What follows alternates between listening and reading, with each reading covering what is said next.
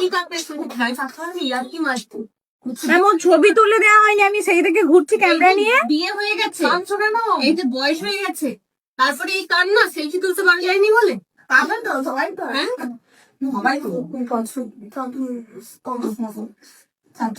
দিদিও খুব নার্ভাস। বাবা আমি বিয়ে হয়ে গেছে, বড় হয়ে গেছে, এই তো আমার সাথে ভিডিও হয়ে গেল, আমার প্রোফাইলে পোস্ট হয়ে যাবে।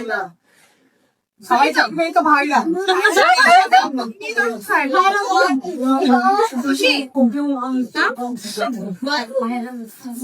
তাহলে নিজের ভাষা বলে ভাইরাল হতে চাইনি আমি, তাই তো?